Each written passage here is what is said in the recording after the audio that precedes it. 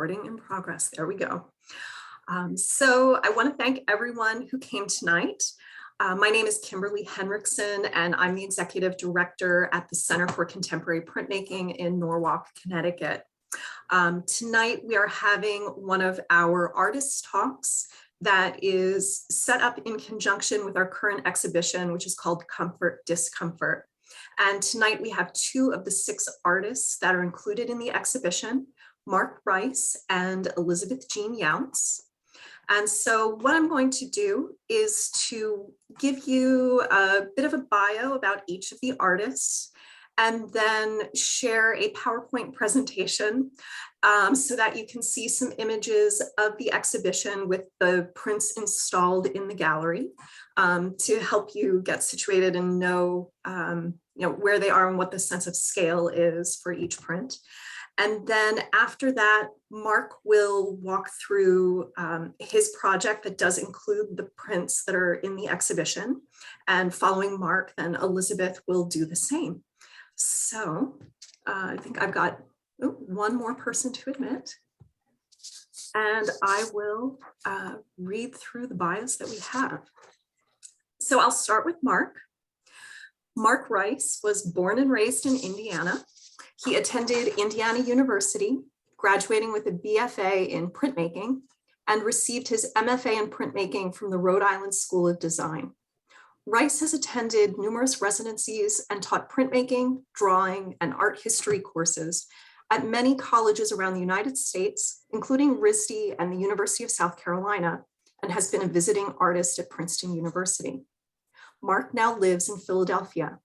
When first moving there in 2013, he taught printmaking at the Center for Creative Works, a workshop for artists with developmental disabilities.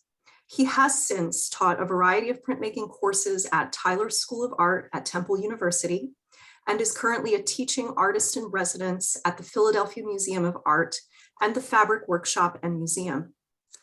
Rice has exhibited both nationally and internationally, including at IPCNY in New York, Cindy Royce Ettinger Gallery in Philadelphia, Pennsylvania, in Los Angeles, California, Chicago, Illinois, Berlin, Germany, Kyoto, Japan, and Haugesund, Norway, among many others. His work appears in the collection of the Philadelphia Museum of Art, the RISD Museum, and a portfolio of 3 large linocut prints were just added to the print and picture collection at the Free Library of Philadelphia. 3 years ago, he and his partner opened a print shop and art gallery called Pressure Club, where they publish prints and curate exhibitions of local and regional artists. So thank you, Mark. Thank you. Then we're moving on to Elizabeth Jean Younce. Elizabeth Jean Younce was born in Newport, Rhode Island, and is a printmaker and illustrator. Elizabeth is also the owner of Mustard Beetle Handmade, where she sells screen prints and relief prints on paper and on fabric, while simultaneously functioning as a fine artist and a commercial illustrator.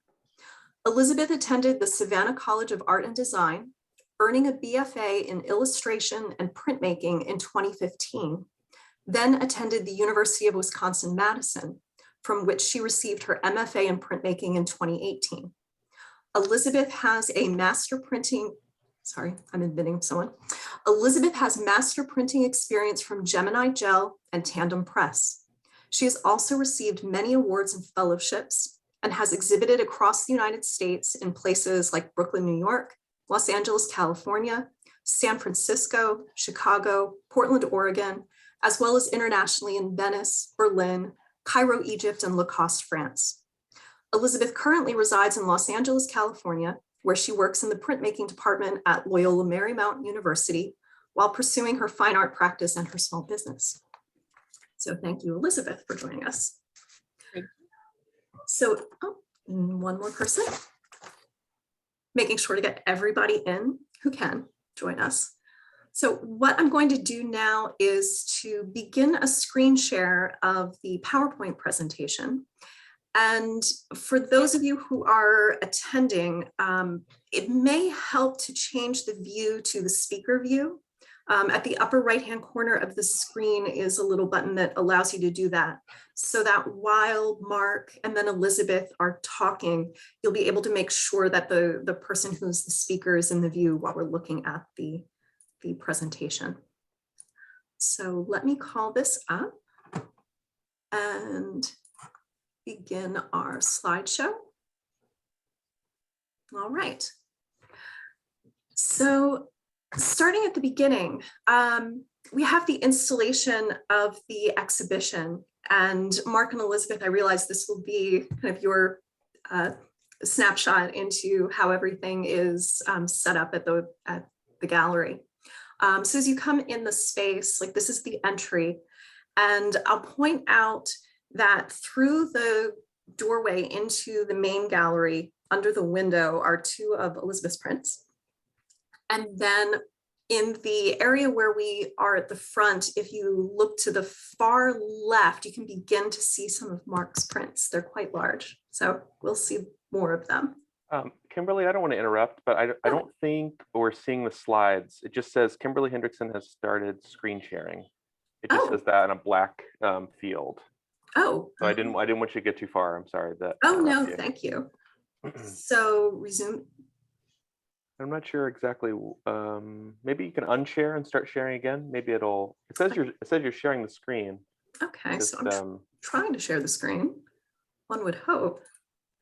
All right, let's try this again. There we go.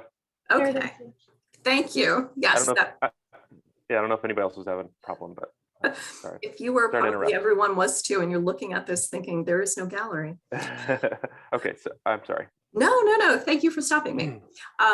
Yes, because I think it would be helpful for you to see where your work is placed in the gallery. So yes. So Elizabeth, two of your pieces are on the far wall as you look in through the door entry, and then Mark, the third of the three larger prints, is peeking out from the left side there. And then to go on to the next slide, this is where we can see those three large black and white prints are Mark's, and moving into the gallery are some of Elizabeth's. But we're going to continue to the left, and then from a different angle.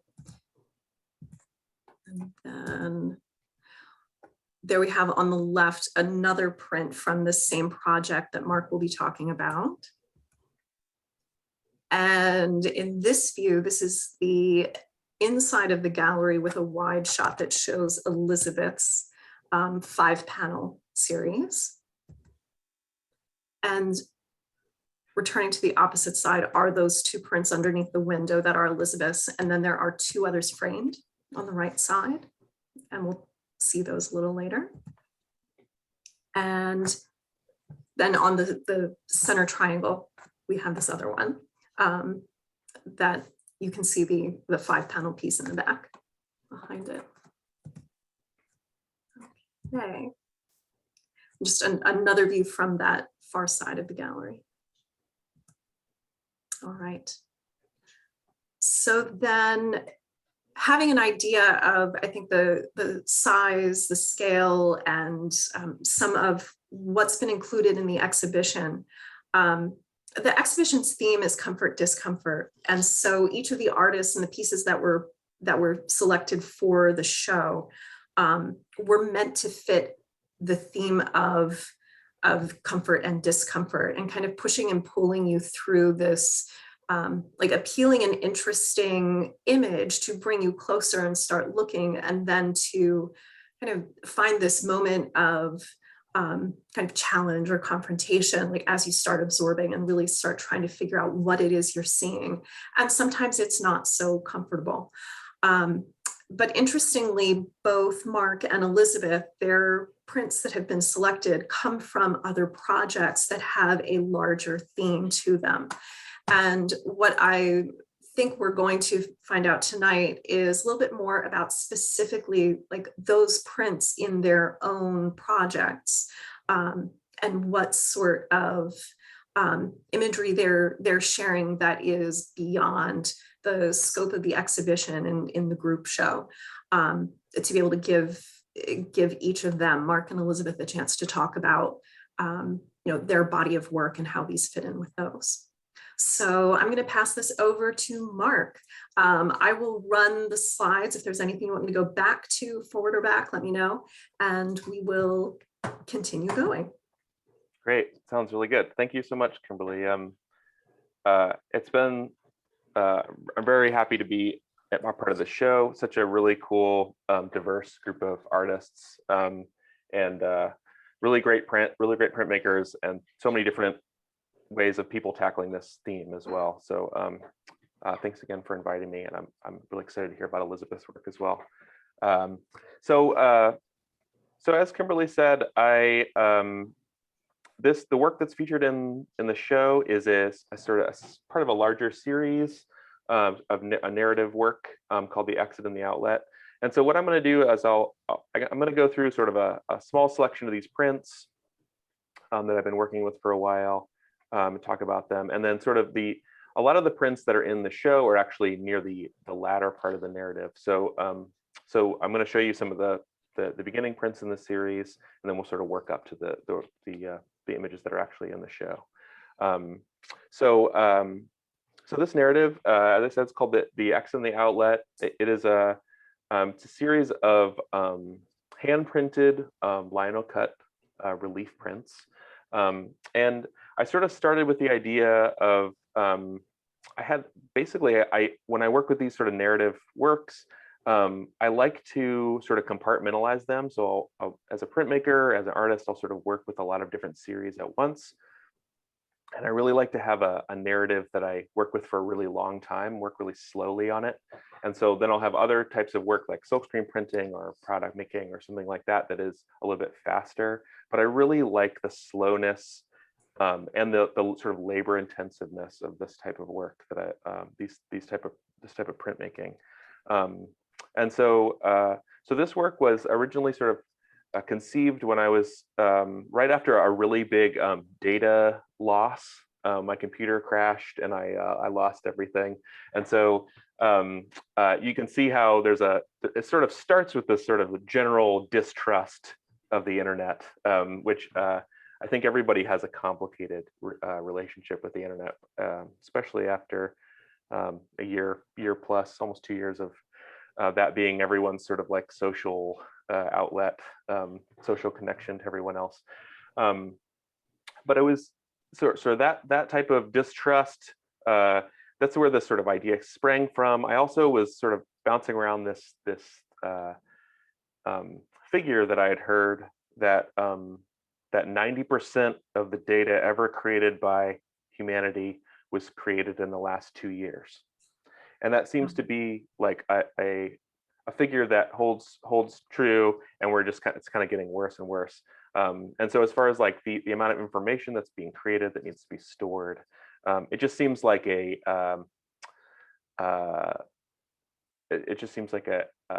Herculean, Sisyphusian sort of task at some point where that's going to culminate in something. And I also have a bunch of friends that are librarians, and a bunch of friends that they're like, you should go to library school. And it's not necessarily for me, even though it sounds really awesome. But I ended up talking with them a lot about archiving, and I think it's really interesting, the whole idea, and I really appreciate and I actually really love, even though this whole story is sort of about this sort of de-archiving of everything digital. I really appreciate and I really love that. And sort of this is more of an exercise in sort of thinking about what were to happen if all the digital archives had to be made physical once again. So that's the idea behind this whole story, is that the internet becomes sentient and decides that it wants to leave the planet, and it gives humanity a year to remove everything from its servers. And so there's this mad dash to like basically make everything that's been digitized physical again, and what that would look like. And it's sort of set in this sort of post-apocalyptic scene and blah, blah, blah. So let me, I guess we'll go ahead and move into some of the visuals of it. Okay. But I specifically chose lino cut I like to work on a bunch of different media. And I thought this was kind of the most, since we're talking about like digitation of work, I wanted to choose like the most like primal, the most like straightforward, um, um, sort of the antithesis of digital sort of work. So I really liked this, the idea of doing everything with lino cut. So I think whenever I create a sort of series of works, I like to create sort of parameters like that. And so my parameter was everything has to be carved out of linoleum, one color, and then hand printed without a press as well. So that was the way that I sort of worked. So this is one of the earliest prints in the series, and it sort of starts off with everyone's kind of confused. There's the symbol of the laptop computer or the desktop computer with an X through it to show that the internet's not working. And the first sort of half of this whole narrative is this confusion and sort of like emotional outpouring of everyone being really overly dramatic about losing their internet connection and what that means. And so this is actually one of the first prints, and you'll sort of see that the prints get more complex and larger as the series goes on. Right. One other thing that I noted from earlier conversations was you also mentioned that they start at a smaller size.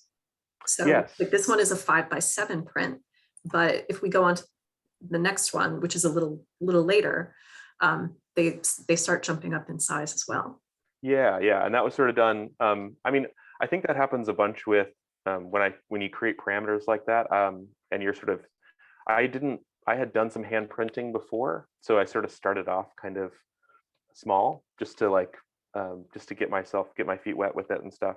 And so it's been really cool to sort of slowly build up in size like that. So it works really well as far as telling a story and slowly opening up the world and showing the world that you're building. But it's also really good for learning how to hand print something as well. And so this is I think print. There's about 23 prints currently in the series, and this one is about 5 or 6. So this is called Office Chaos, and this one you can really see. Really inspired by ukiyo-e printing and Japanese woodcut printing. I think this one is kind of indicative of that, especially with like the flooring and the different like panels and cubicle stuff like that. But yeah, so this is sort of that emotional sort of outpouring that's happening.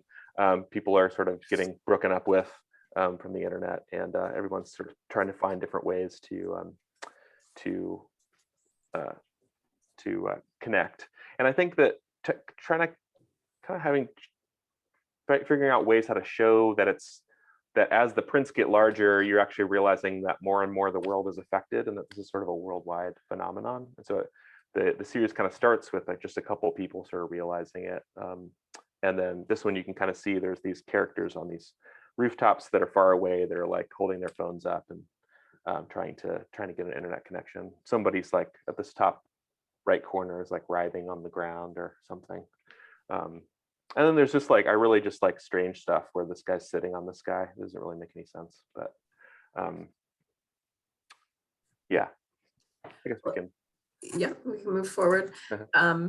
I mean, the figures that are in this print series are like clearly in some state of distress. Mm-hmm. They're all, you can tell, like in distress because of different causes or levels of confusion or reasons for it. But you see someone like this doing problem solving rather than just letting it all go. Yeah. So once everyone's kind of once the emotion passes, people are trying to find out what the problem is. I do want to say too that I really liked. There was no reference for any of these drawings. Like sometimes with prints and stuff, I'll take reference photos or I'll draw from life or something like that. And I was really inspired by the painter Catherine Bradford. But I love her figures, and they're so like not realistic necessarily, but they're like so human in this other way too.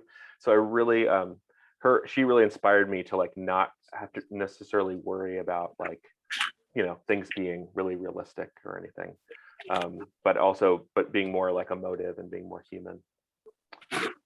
So this is sort of the beginning of the research phase. And so once everyone's kind of unhappy for a little while, they slowly start to sort of search out where the problem is. And this actually follows along really well Door with knocking again. Oh, I believe somebody's not on mute. So this works really well with sort of where I was with the research, because I always like to sort of do research along with my projects too. So I was really interested in like what is the internet physically? Like where is it? And I read a couple books, one called Tubes, which was pretty good.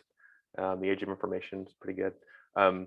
But just thinking about like what is the physical infrastructure of the internet, and it's actually really interesting. There's like these massive wires that run along the bottom of the ocean, and there's these Well, huge. actually, Oh, I'm sorry. no, it's funny because the next image I think draws on that information. Yeah, exactly. But it's just funny to think that the internet is like this massive, wire that's at the bottom of the ocean that connects multiple continents together. And so this like thinking about following these wires and thinking about the physical infrastructure of the internet. So this was actually, a lot of these are based off of real architecture in the world. So this was, I made this the entrance to Mammoth Cave, if anyone's ever been in Kentucky. This was based off of that. And so this was done partially from memory, kind of looking at the entrance to that, but adding this big massive wire. So there's a couple different teams of people trying to find the physical spot where the internet exists. Then if we go on to something like this, kind of that moment, it looks like where you find it. Yeah, exactly. So this was meeting the mainframe. This is where the story sort of changes a little bit and turns into more about like the sort of quest era of the story changes, and we're talking more about this is where the internet tells humanity that it has a year to remove things from its servers. And I really liked too, like kind of changing, like messing with the scale a little bit. This is where the scale of the prints sort of change a little bit as well. Sort of thinking about the humans and the humanity actually becoming sort of a smaller. It's not so individualized, and so you're sort of zooming out a little bit, and you're seeing people more as working as a group to get something like this accomplished. Let's see, we'll go on to the next one. This one is at CCP in the exhibition. Yeah, so this is also based off of a real building in Philadelphia. So I started the series kind of right after I made the move here, and I was really excited to find out that on the UPenn campus, there's actually one of the buildings in the very like beginning prototypical stages of the internet. There was actually one of these places was one of the first places to actually receive a signal that was sent from computer to computer. So that building is on the UPenn campus at 33rd and Walnut Street, which is prominently displayed in the print there. And so I sci-fi'd up the building a little bit to make it look a little bit more like it was sometime in the future, and but didn't change too much about it. And so this is actually where a lot of the people are coming to return their computers to this place in protest, sort of where the internet began. They're like returning all their things. There's like a little smart TV down here that says no thanks on it. So people are sort of angry. And you mentioned at this stage of the project you had moved to Philadelphia. Like, can you tell us how long the project has been going? Like, when did you begin it, and when was the first print in the project made? The first one was made probably, it sort of rolled around a little bit. And then I think the first one was made in probably 2014. But there's been a lot, I mean, I moved around a couple times, and it's like I said, I actually really enjoy the process for this specific series taking a really long time and going really slowly. And so, sometimes the first couple of prints maybe came a little fast, and then of course as they get larger, they take a lot longer. And actually, really it reminds me of like when you're reading a really awesome series of books or something, and you don't actually want it. You want to be in the middle forever. You don't want it to be ever too close to the end. You just want to be sort of in there. And so I really appreciate that, because I don't really like to plan out the story too much. So I just kind of plan to the next print. And so it's kind of nice to not necessarily know exactly where it's going. It keeps it fresh for me. So this one was done, I think around probably 2016, 17, something like that. But yeah. Okay. Well, in thinking about your kind of fantastical architecture, you begin seeing some other somewhat like antique and historic references to structures that you're building into this and pulling back out. Yeah.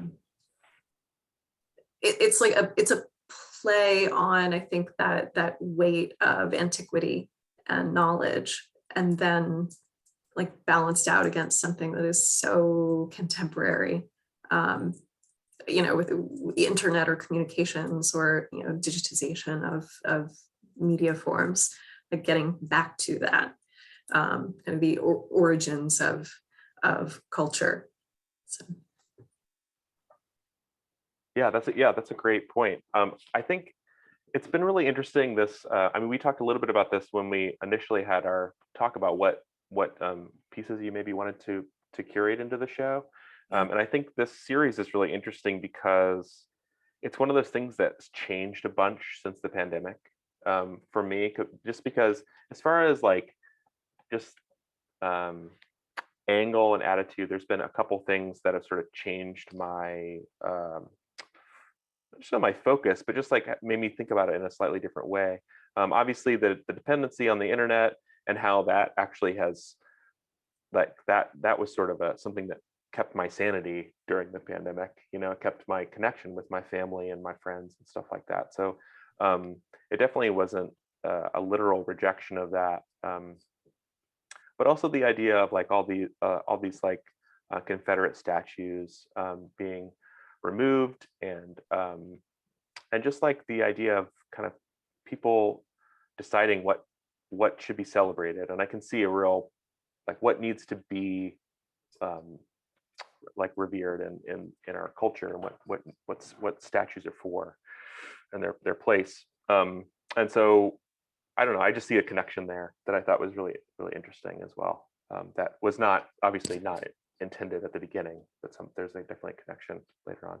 So as far as this piece goes, this is the one that was collected by the Philadelphia Museum of Art, and I really this one was actually made in reference to a mosque in Iraq. It's an abandoned mosque, but I added another spiral because I thought it was kind of an interesting idea to sort of play on the stages of grief. And so on each level of this spiral, there are that humanity is kind of having a different stage of grief. And so you can kind of see that as you go up the different spirals. And so, yeah, this one's definitely a centerpiece for a big anchor for the story.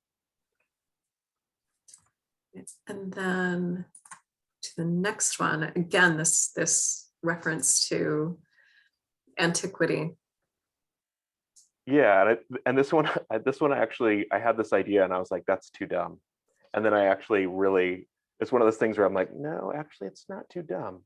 I think that's perfect. Was actually the idea of replacing the bricks of the damaged aqueducts in Rome with old computers. And so I don't know, it's kind of like a straight ahead hitting the nail on the head type idea, but I actually really like it now, in retrospect.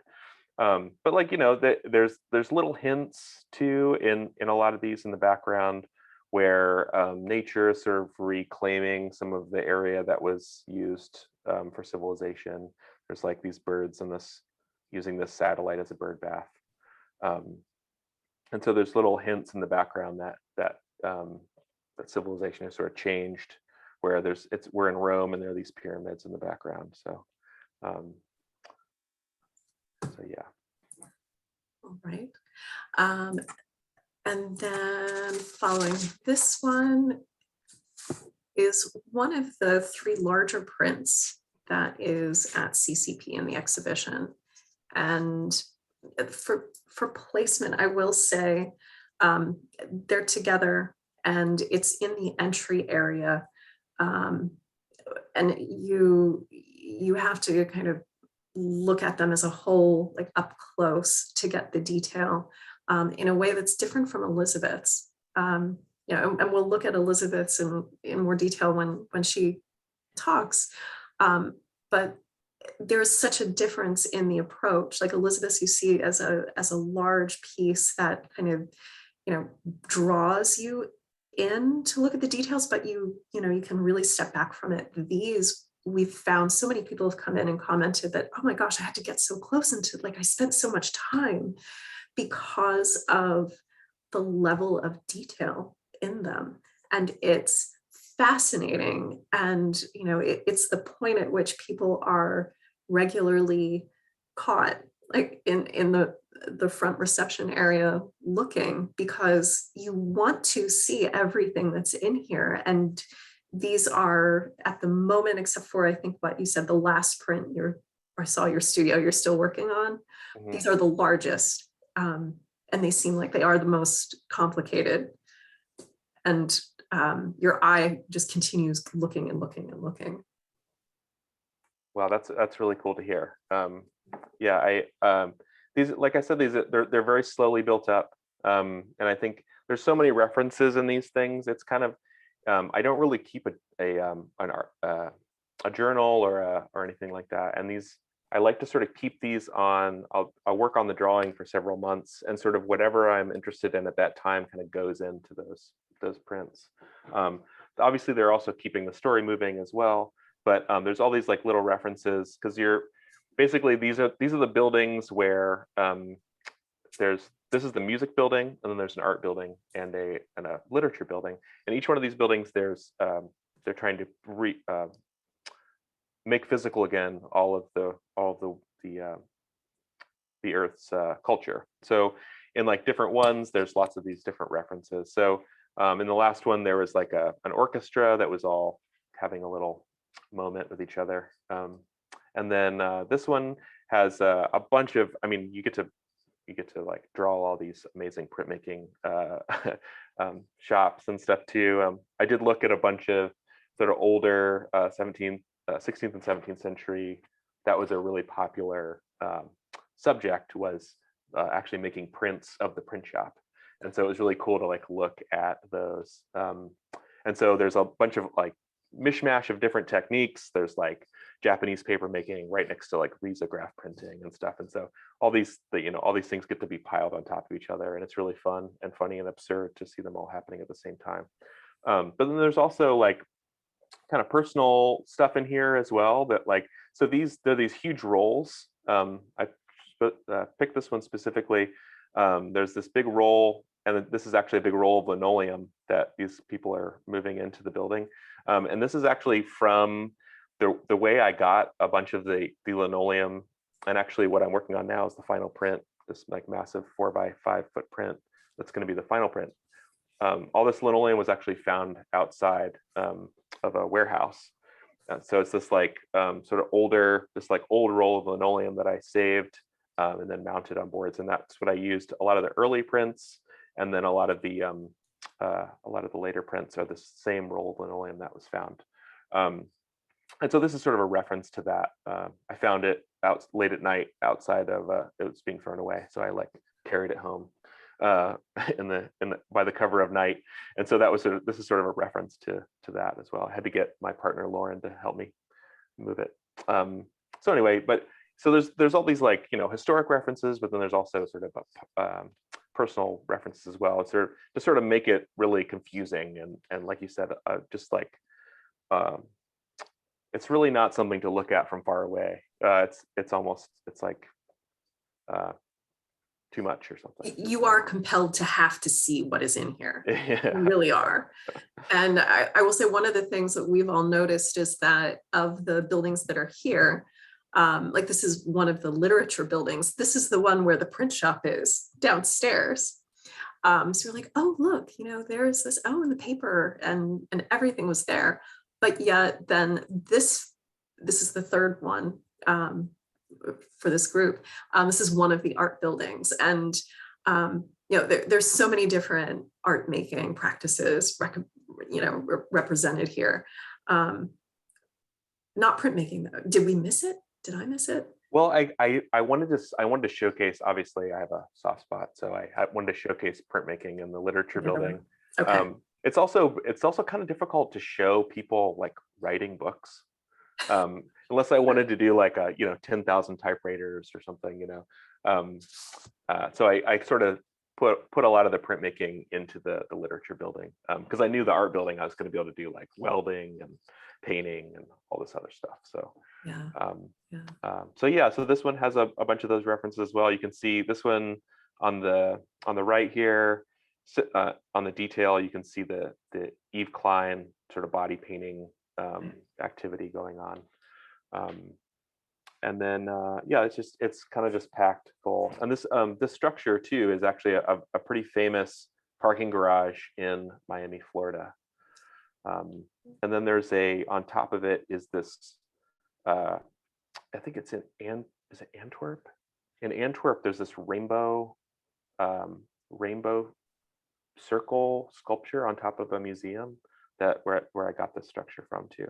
So everything's sort of lifted, changed a little bit, obviously, but as if all these things are sort of also being collected or they've been combined as well in this sort of new modern new post-apocalyptic time where there's a parking garage with that empty dollar store at the bottom. I saw that. So, you know, there's mild references to the fact that that something big also happened, you know. Right. But yeah.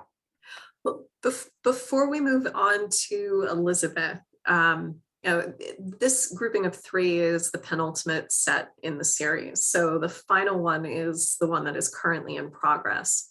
Can you tell us a bit about where you see the representation? Like, what are we going to see in the last one? Like, what is the final destination for this culture, this placement that we've been following? Well, I think there's going to be a little tiny epilogue print at the end too, so that a little punctuation mark at the end. So I will say there's actually two more, I think. But this large one that I'm working on now is 4 by 5 feet, and it's similar to the buildings here, but it's actually it takes place in a strip mall. So it's a huge strip mall that is horizontally oriented, and it basically has, whereas all of these were art, music, and literature, this one is almost like architecture, maybe like a collection of buildings, with sort of like a cottage industry happening and a little bit of a new religion being built. And there's a water tower that's cut in half where I'm calling it the Copyright Coliseum, where people have to stand and make sure that their new ideas pass copyright and that they're brand new before they can be entered into the new museum. So it gets really, you know, it gets real sci-fi. I'm obviously really into Dune and all these like sort of, but there's definitely a lot of those references going on in there as well. So. Well, I will look forward to seeing that when that is done. About how long will that take you and how much time have you already put into it? Oh, I don't, the drawing, I just got finished with the drawing. I'm transferring it now. So, and then it actually changes like a little bit while I'm carving it as well. So Okay. There's a show in April that I hoped will get it done. Hopefully it'll get done by then. We'll see. Okay. So. Okay. Right. Well, thank you very much, Mark, for walking us through those. I'm going to move on to Elizabeth, and we'll get a chance to hear from her and walk through her work, not only from the show, but from the larger project that these works have come from, and then take some questions as they come. So, Elizabeth. Great. Hello. Thank you so much for inviting me to this exhibition. I'm so happy to be part of the Center for Contemporary Printmaking, and thank you to everyone who is attending the talk tonight. Mark's section was great, so I hope I can do just as well. And I've seen a lot of similarities in the work. We kind of met yesterday or a couple days ago for technical difficulties over Zoom, and we mentioned that there's a lot of differences in the work, but definitely a lot of similarities. So that's pretty cool to see. The work that I'm going to be showing, and a lot of the work that is on exhibit right now, is actually from my MFA thesis. So yeah, most of the work that is at the center currently is from my time in Madison, from my time in graduate school. So that's the work that I'm going to be primarily talking about, but it kind of perfectly segues in and segues out from more so what I'm doing now. I feel like my time in graduate school, and this is probably very similar for anyone who has gone to graduate school, but the work I was making there and my time there was like such an intense, you know, culmination of like everything that led up to that point. And I felt like what I was doing then I would be doing forever. And then I feel like I've like maybe gradually, but transitioned out of that. So my work leading up to graduate school was always, as it says here on the screen, if you want to read this little bio, my work leading up to graduate school was always very natural history, kind of scientific illustration based. But when I got to graduate school, I really wanted to create more stories. And when I was finishing up I actually went straight from my undergrad to graduate school. And when I was finishing up my BFA, my professors were kind of pushing me to take these natural forms, these birds, these moths, these like natural history kind of illustrations, but put, you know, a different kind of spin on it, like have them do something unrealistic so that, you know, I'm not just drawing these like realistic images that could actually be happening, because I mean, what's the fun in that, right? So basically, I started trying to push this like unrealistic, realistic, surrealistic realm, I guess. And so when I got to graduate school, I definitely wanted to continue riffing on that. But the thing I started really getting interested in was the idea of, I mean, I've always been really inspired by like mythology and folklore, but I didn't want to just like illustrate those stories directly again. So I wanted to kind of create my own stories. So we're talking about literature and we're talking about writing with Mark, and I kind of just decided I kind of just created this character known as the Cygnus sapiens, the wise swan, and we can show kind of the first image of her. And I in my head originally I thought I would come up with this character, and then I would come up with all these other characters, and they would all live in like a similar world together, and they would all have these in-depth stories. But something about this one character just felt like it to me, and it just felt like I could think about her life, or like, you know, in some instances, there's many of them, and I could think about this species or like relate to her in so many ways. And so instead of thinking about all these different characters, I ended up really just focusing literally for 3 years on this one character, I guess maybe 4. All of the work that I'm going to be showing tonight was made between 2015 and 2019. I was in graduate school from 2015 to 2018. So that was really when I was focusing on the Cygnus sapiens, also known as the wise swan. I continued working on this series for maybe another year or so. And yeah, I think I thought that I would just be like making pregnant bird ladies for the rest of my life, but I have transitioned out slightly.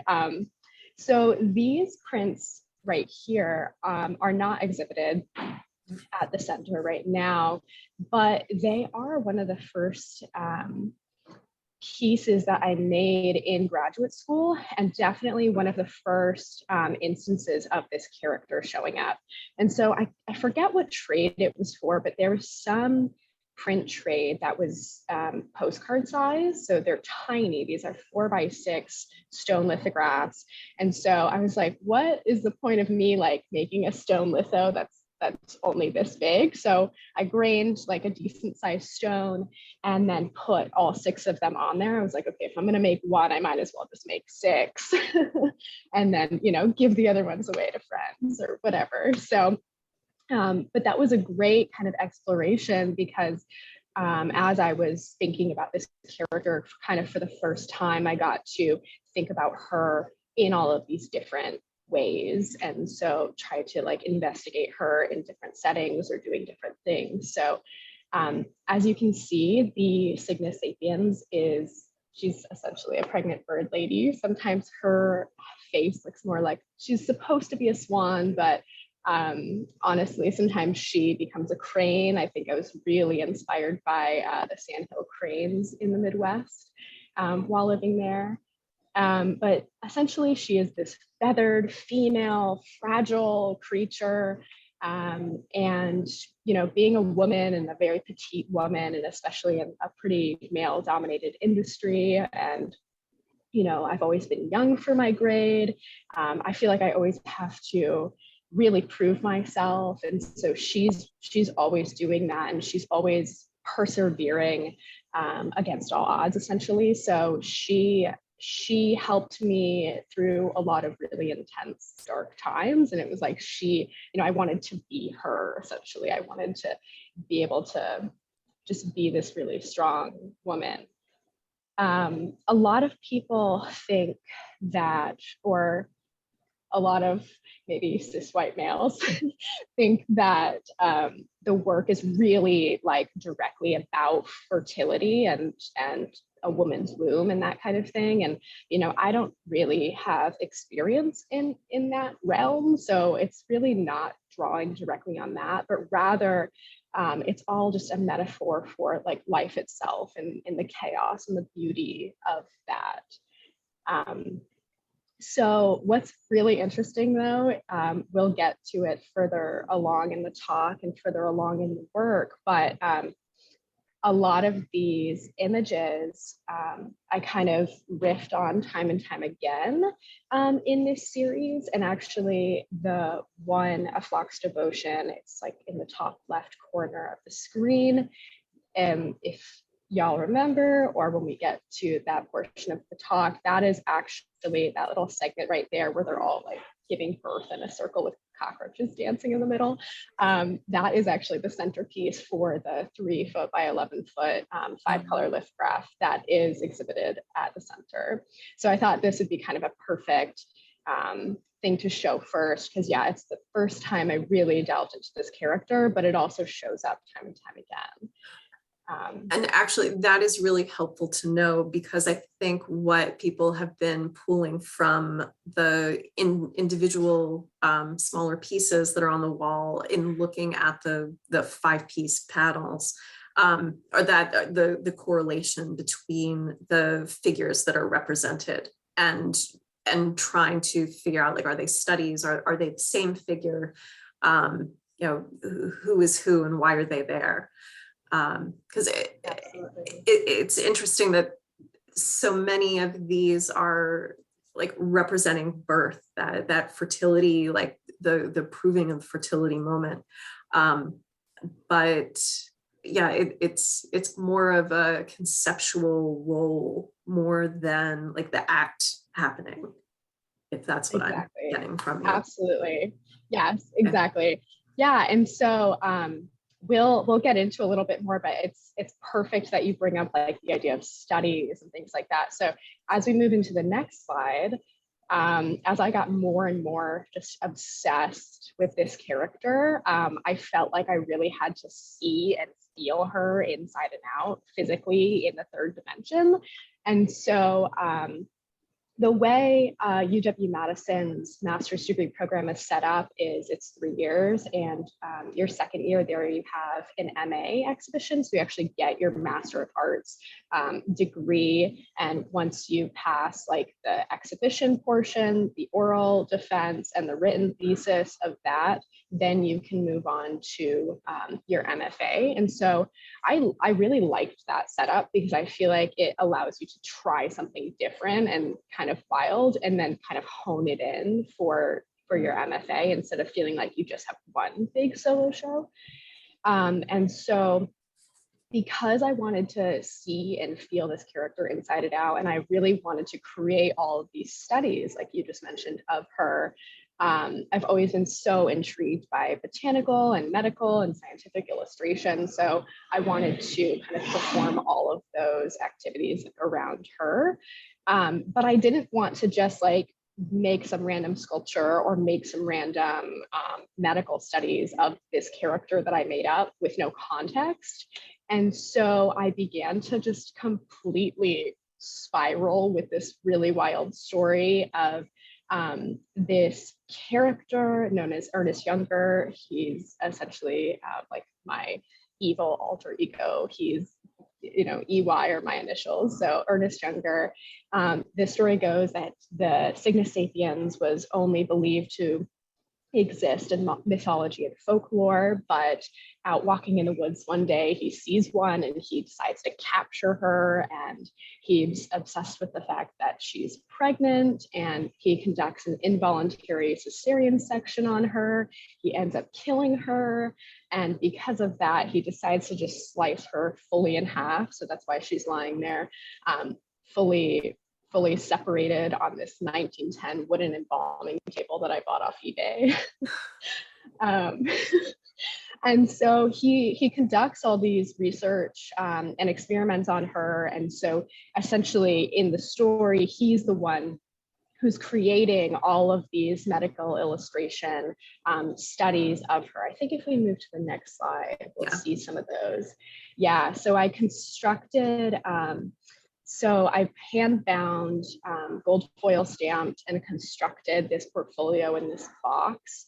The idea is that when Ernest Younger's, studio, which in my mind is like some shabby cabin in the woods, was discovered, all the prints and the bird lady herself, like the Cygnus sapiens, was embalmed in such a way where she's perfectly preserved and she's lying there on the embalming table, but then these prints are like strewn about his lab. He's an amateur in my mind. He really doesn't know what he's doing. That's why he completely messed up and he killed her.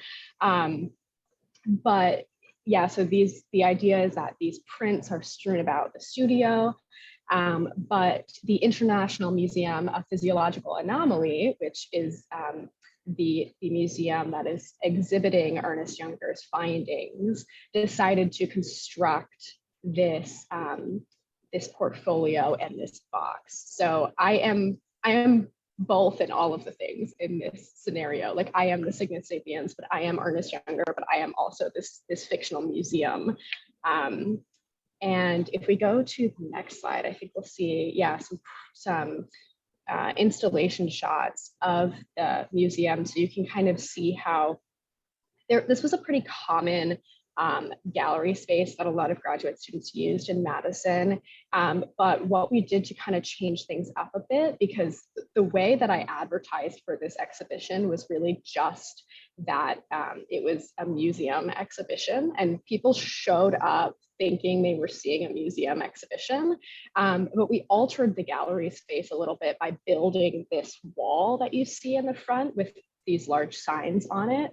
And I've always been really into, when you go to a gallery and or a museum, you're looking at the work, but you're at least I'm also looking at the signage and like all those little details. I love that kind of stuff. So I kind of just wanted an excuse to like print these like 4 foot by 5 foot, you know, images and descriptions of what you were seeing and mounted on thick foam core and like have these brochures and detailed illustrations of Ernest Younger. And the theater department let me rent these red velvet stanchions.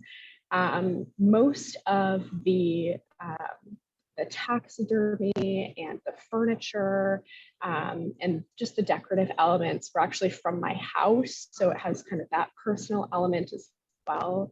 And yeah, so this whole exhibition allowed me to really kind of dive into this character, you know, experience these like different roles, and have, again, this excuse to create these like medical studies of her. So as we move into the next slide, so if you were looking closely at that last slide, you would have seen like right above that shot with the moths, one of these pieces, the one on the left there, was framed on the wall. These 2 pieces are exhibited currently at the center, and they're actually in the frames from this exhibition, and I built those frames.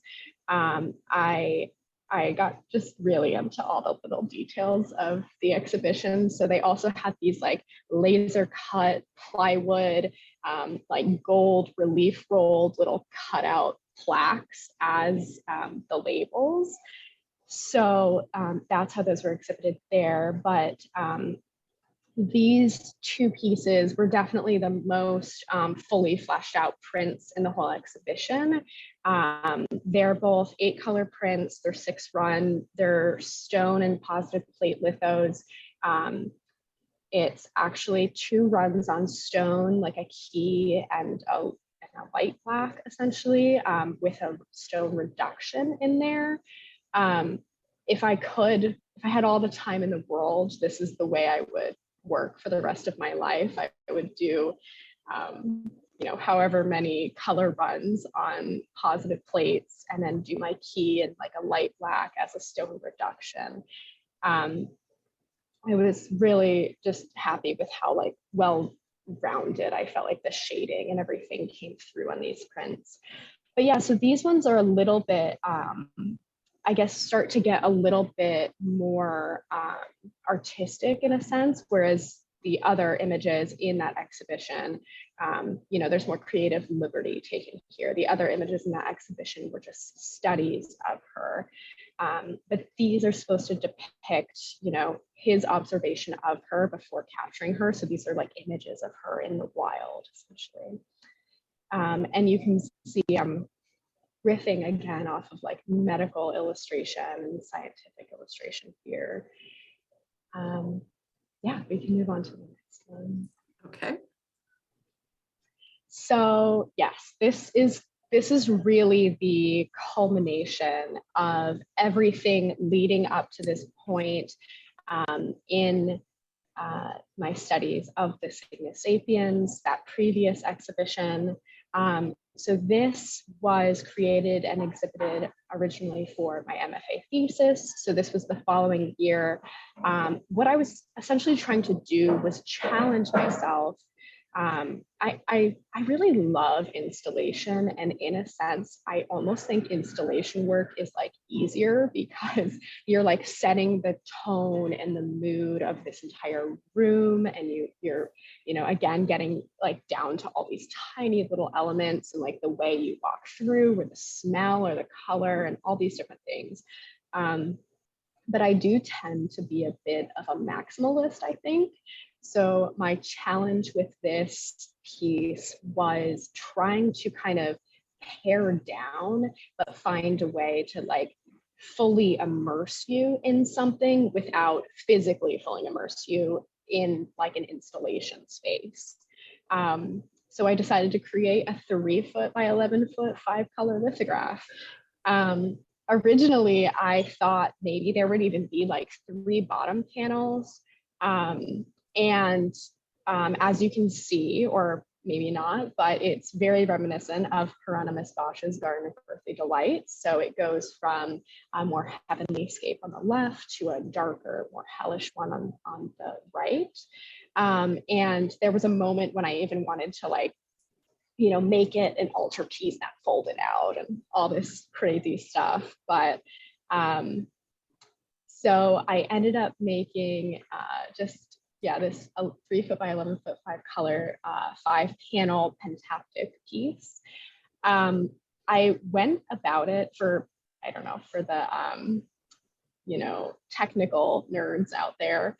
I went about it in a pretty roundabout way that I actually had never worked before, and I guess I didn't even know it was really gonna work out. But Mark, I like how you said you don't really keep a journal, or like I feel like I don't really do a lot of sketchbooking. I kind of just like launch myself into giant projects.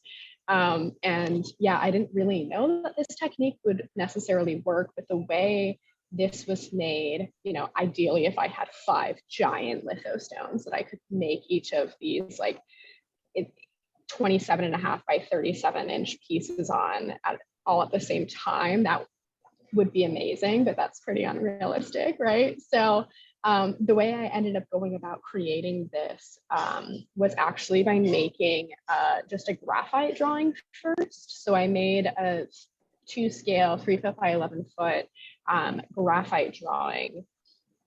And then I scanned that in sections and separated it out to be actually 3 colors. So cyan, I always do a modified CMYK, but essentially cyan, magenta, and yellow are screen print runs. This was my first time combining screen print and lithography. I've seen a lot of people do it though. So I was like, okay, I'm gonna make this giant thing, all like pretty decent sized editions, I might as well make it a little bit easier on myself. So CMY layers are on screen print.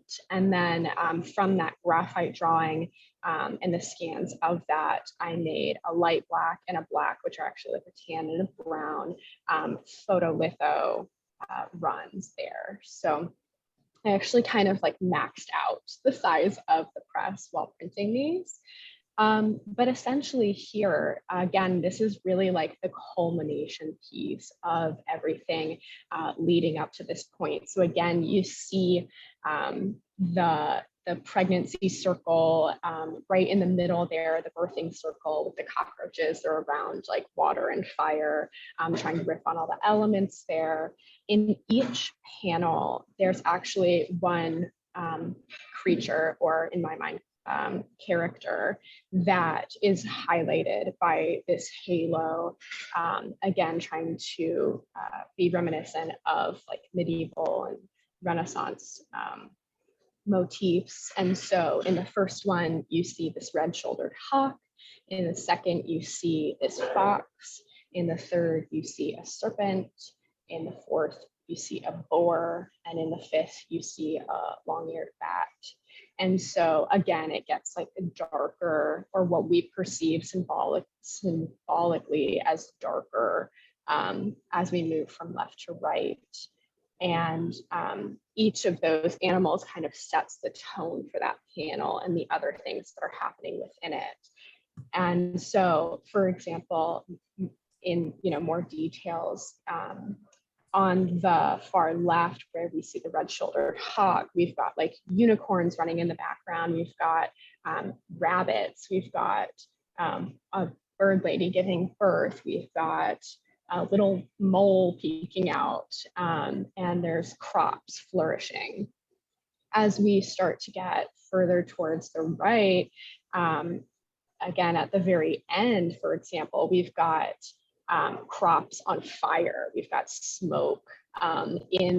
This was made in 2018, and in the fourth panel, actually, there with the boar, in the background, there is a little monkey trump there. He's got high heels and a pistol and a crown and a little mirror, because he's showing off his vanity, and he is piled on top of this mountain of gold coins. So he's actually there, again, depicted above the boar, kind of waving the bird ladies into the fifth panel, and then they're forced to walk in this line across this crack in the earth on this little board that goes across that crack in the earth, and then they walk up this ladder in order to slide down this like clock orb, you know, this glass. There's like just taxidermy exhibited within it, but the idea is that they're forced to slide down this phallic object. And the idea here, again, is I wanted to like fully immerse you in this full color panel with all of these different symbols and all of these different forms of the Cygnus sapiens. But accompanying this large piece is actually, if we go to the next slide, these two pieces, and then a bunch more that I'll show in a bit, but these are also exhibited at the center right now as part of the exhibition. And again, the idea with the large 5-panel piece is to fully immerse you in that world, but then kind of pull you back out.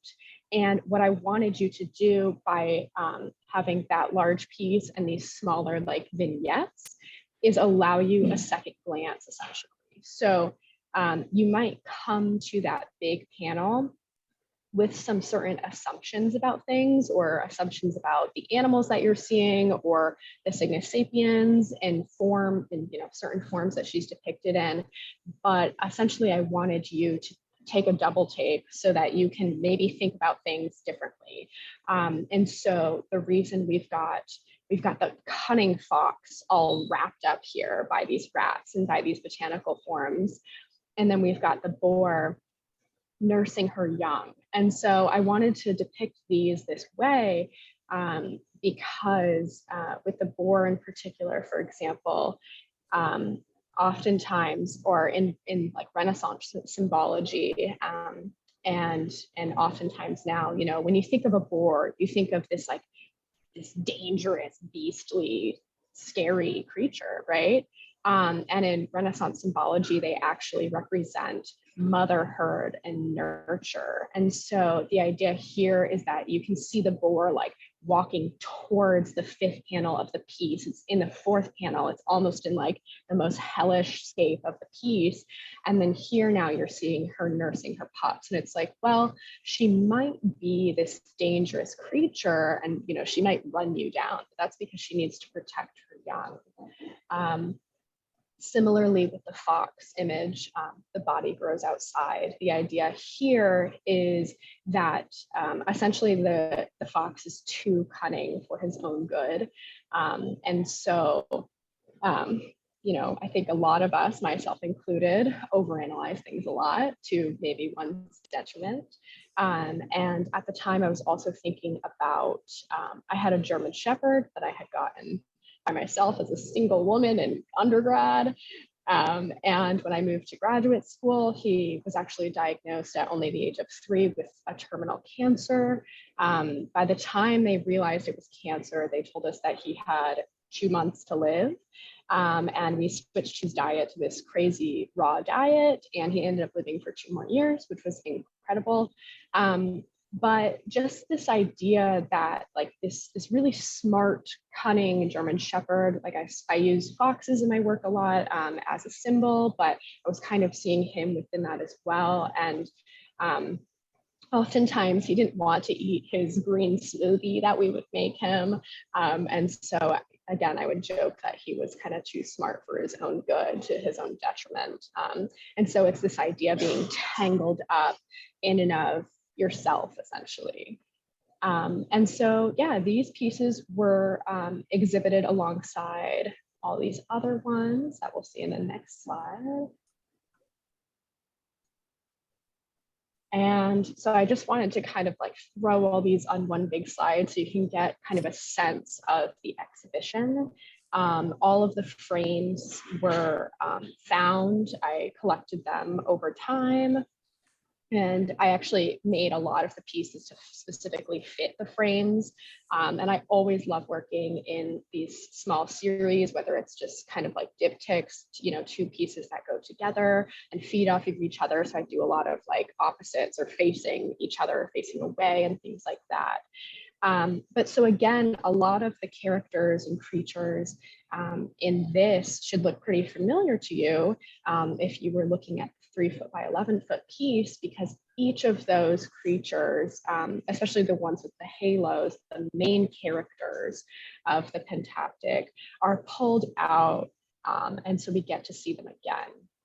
And so, for example, you know, we saw the bat in the 5th panel of the piece, and he's like representing hell essentially. And here, actually, he is being attacked by the red-shouldered hawk, which is flying towards him and is going to capture him and eat him. So the tables have turned here essentially, and who we thought was predator and prey is maybe not so. More symbology in this. I wanted to mention that in the circular piece at the very top center there, exactly, there's a death's head hawk moth depicted with a honey hive. And so in the 3 foot by 11 foot piece, that is depicted, I think, in the center panel, but also in the first panel. And what that represents is actually death's head hawk moths. This is something I learned kind of right before making this piece, actually. And I've always been an entomology nerd. I know how to like pin and stretch them, but this was new information to me. So death's head hawk moths they have that black and yellow coloring like a bee, right? And they actually sneak into honey hives at night, and their furriness absorbs like the smell of the hive. And so the bees actually don't even realize that there is this intruder who's stealing their honey. And so that's why even within like the first panel, I wanted to kind of hide these little bits of like deceit and thievery. And so you don't realize, it looks like a beautiful scene, but you don't realize that there's like something more under the surface, something a little bit darker. Elizabeth, we've also noticed, I mean, in the time that the work has been up on display in the gallery, like we've found those correlations between the beginning of the panels in the series and the ending panels, and the repetition of images or figures, or, you know, even I'm looking at the peaches, and I mean, we know we see them on either end. Are some of those images like the exact same thing, like reversed in any way? Like how did you do some of the manipulation between the directions that they're passing through? Yeah, I love that idea, actually. I think oftentimes, like more so now, I will like directly take something and flip it and create the dualities that way. But a lot of the way that this artwork in particular, or like the 3 foot by 11 foot piece in particular, was created was really just like off the cuff. I mean, I sketched out this really light version of it. I had like a roll of tracing paper in my studio, and I sketched out this really light version of it. I like cut out elements and collaged, and then I took a photo of that, and then like drew on my iPad to add more elements. And it was just this crazy back and forth. But then when I got to the graphite drawing aspect of it, I really just kind of like, if I guess similarly to Mark, like if I wanted to add something in that I was feeling in that moment, I kind of just added it in. And so I don't think in particular I would like flip things to be exactly the same, except for, I guess there is like that floral kind of border that feeds in on each side. Right. That was definitely flipped, so I didn't have to redraw it.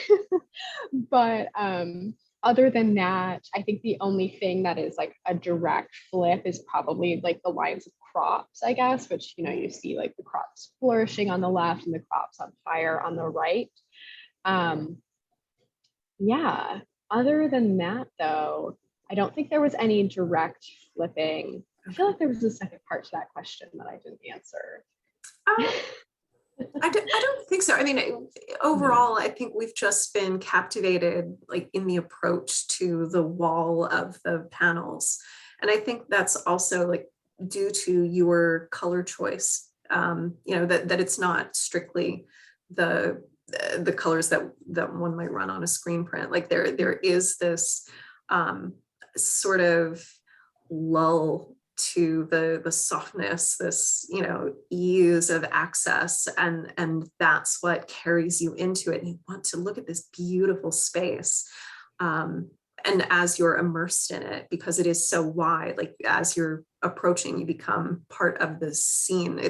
Although the borders, those floral kind of edges, do a really nice job of setting it up almost as a theatrical stage, separated from you by, whatever is like bordering the edge of the stage that you're looking into. But it's captivating. And then as you look into it, you start really seeing what is there. And it's fascinating and difficult and thought-provoking, and you follow it from this idealized scene on the left through action that kind of deteriorates over time to kind of the awful depiction on the right. And like it works, it really does. And I'm so glad it's there for us to look at, because it certainly is another one of those pieces like Mark's, where Mark's work, there's so much fine detail in it that you get really, really close to it, like in front. This one, you're caught as you move into the room, and then like you do have to regard kind of the whole thing from a distance to capture the moment from the beginning through to the end.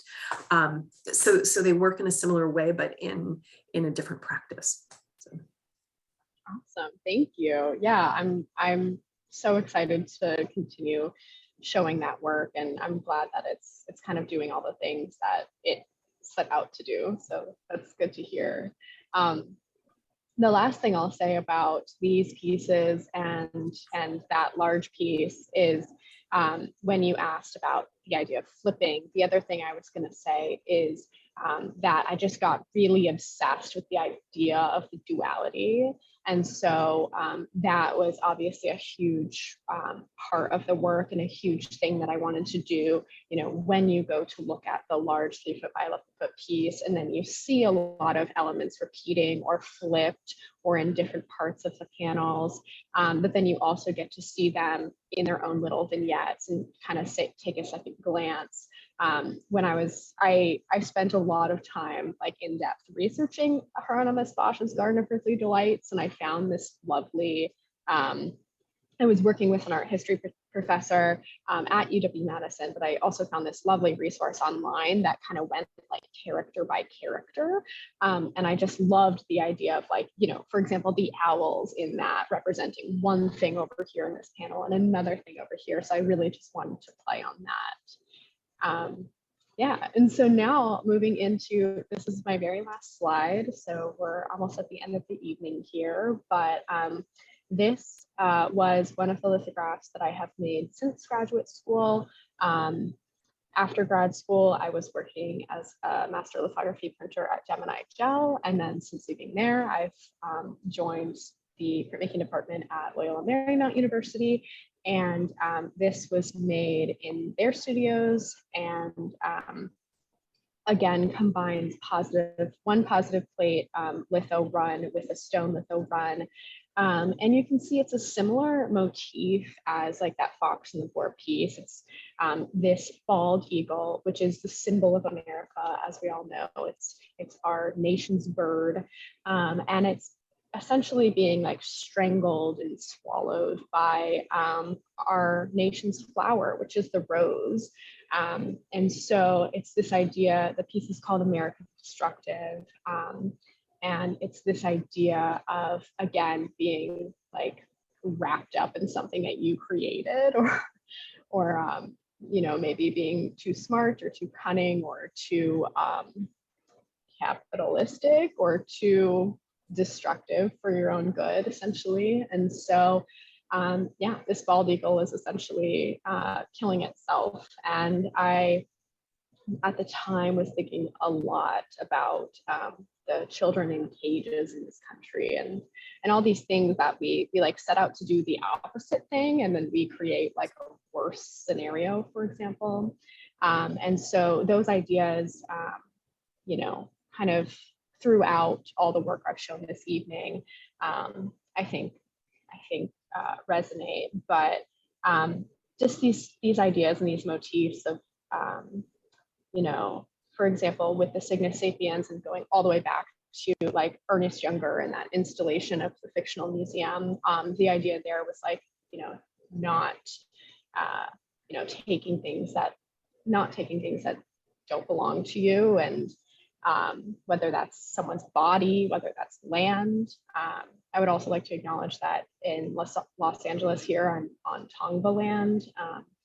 And yeah, so we have just, we've created a good old mess for ourselves. But this is kind of a great segue as well, because since this is one of the pieces that I have made since graduate school, and since my crazy in-depth fascination with the Cygnus sapiens and this character that I created, and created all of these stories, imagery around, I am I've kind of reverted back, I guess, in a sense, towards more so, I don't want to say straightforward, but this natural history and scientific illustration, more similar, I guess, to what I was doing before the series, before the Cygnus Sapiens series, before graduate school. I think I kind of, you know, I experimented with this natural history illustration beforehand, and then got to like explore this crazy, chaotic world.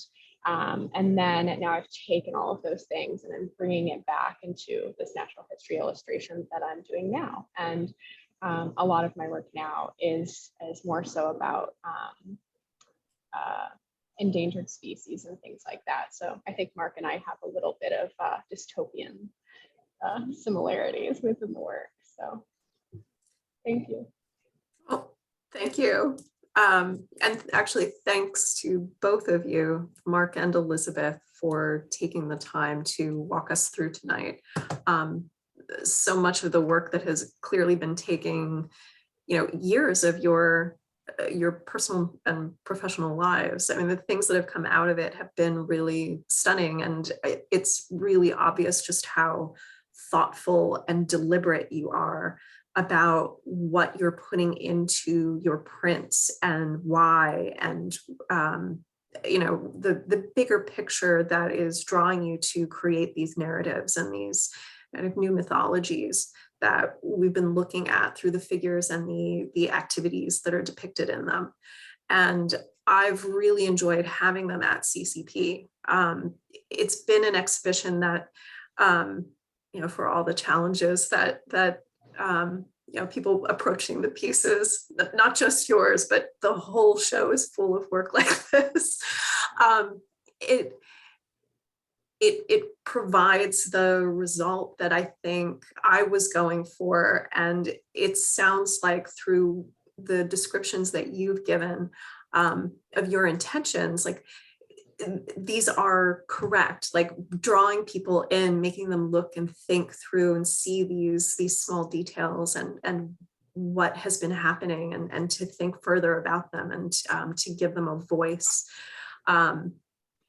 in a way that, you know, it doesn't mean that everything that we see is going to be pleasant and, you know, easy to access. Like we have to take that time to think about where we are in this world right now, and it's not necessarily a comfortable place.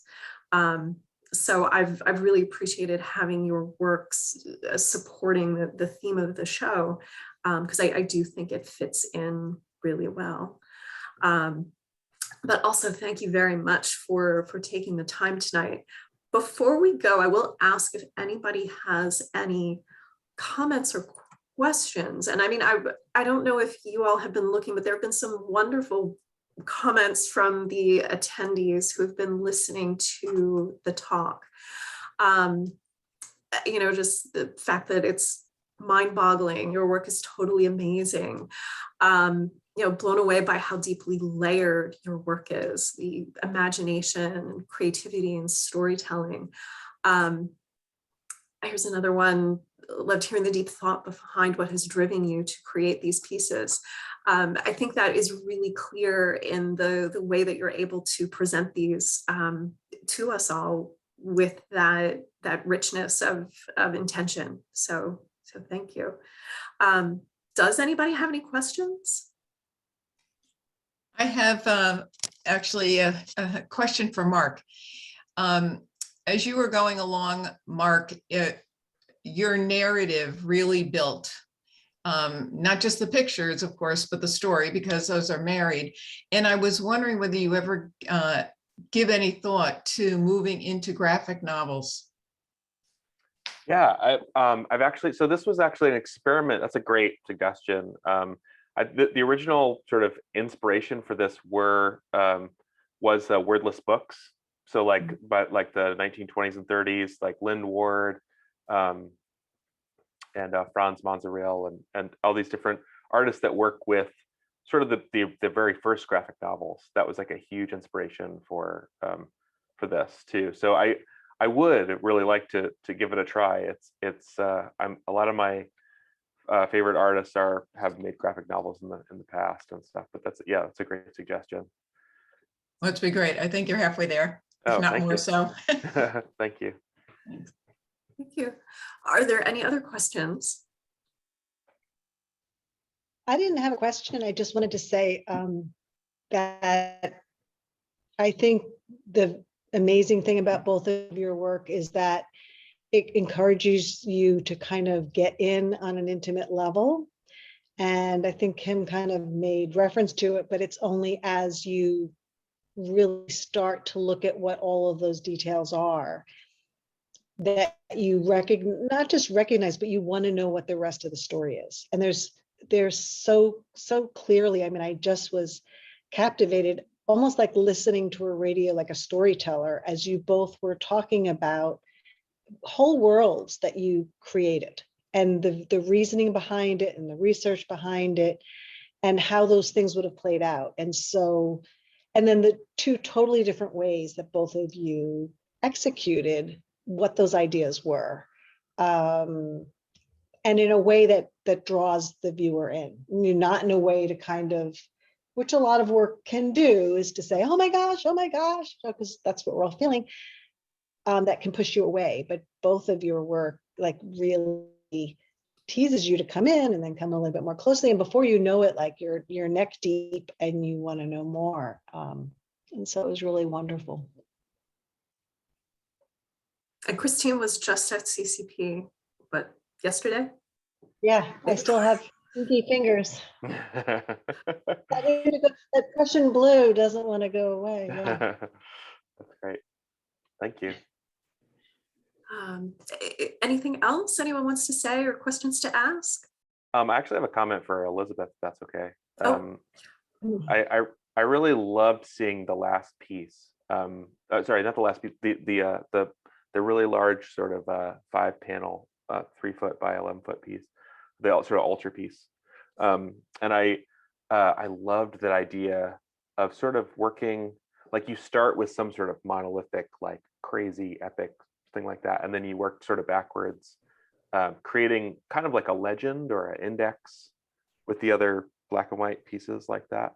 And I really liked that, thinking about kind of almost working in reverse, where you created this like sort of epic story and then sort of brought in, like reinterpreted the symbols like afterwards and sort of, recontextualize the symbols that were in that larger work later. And I was just wondering, it seems like I really loved your ability to draw, and your talent for draftsmanship is like it to the point where I feel like you could get people, if you illustrated a story and you made something up, you could get people to really believe it. Like you have this sort of power to be able to do that. And I was wondering if you're still sort of working in that sort of vein, as far as like, it seems like it's maybe coming out of that imaginary sort of, or surreal sort of universe, maybe into a more realistic one. But I'm just wondering if you're still pursuing that type of narrative. Absolutely. Yeah, well, thank you for that. It's also been really, really fun to see all of your work and kind of get in there and see all the similarities and differences and the attention to detail. But yes, more recently, again, kind of reverting back towards scientific illustration style and sense, and more closely looking at, again, like endangered animals or extinct animals, and really trying to pay close attention to the specific details and like the accuracy of that. But I've still been trying to put them in like contorted positions or situations, and like oftentimes they're still wrapped up in vines or botanicals. More recently during quarantine, because I at the time did not have my own litho press and was working in a small home space, and I had a solo exhibition at Talon Gallery in Portland, Oregon, where I made a series of graphite drawings with watercolor washes.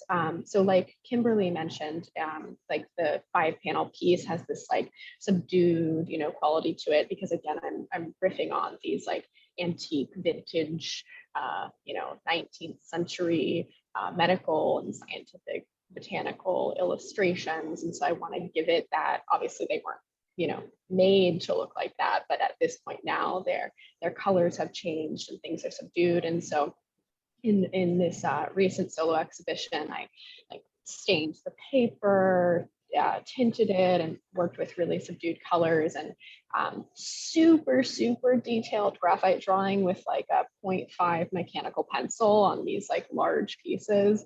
Gonna give myself carpal tunnel one day, but but yeah, the draftsmanship aspect of it is really what I love to do. And obviously printing is a whole other thing that I love to do, but yeah, similar but different. Essentially, that those series are on my Instagram, on my website, if you'd like to see the new stuff.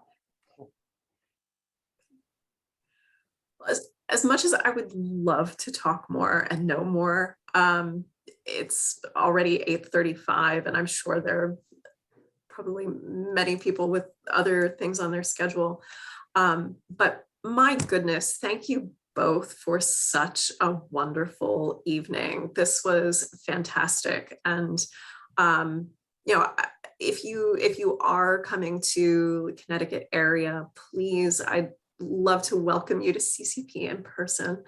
But I have to appreciate Zoom for allowing us all to do things like this without having to be, structured within geographic boundaries and travel schedules and such. So yeah, thank you very, very much for doing this. And I hope that your projects continue in these directions and more, and that I'd love to continue to keep an eye on them and see what more happens. So please do keep in touch with us. But at the moment we're thrilled to have the work that you have lent us up in the gallery for now. So we'll enjoy it for a little while longer. The exhibition closes on October 24th, so it's not that long from now. It would be sad to see them go, but certainly if you're in the area, those of you who are attending, please do come in to visit us. We're right off I-95 in Norwalk, Connecticut, and we'd love to see you. So thank you everyone for attending tonight. And again, my thanks to Mark and to Elizabeth, and everybody have a wonderful evening, and thank you.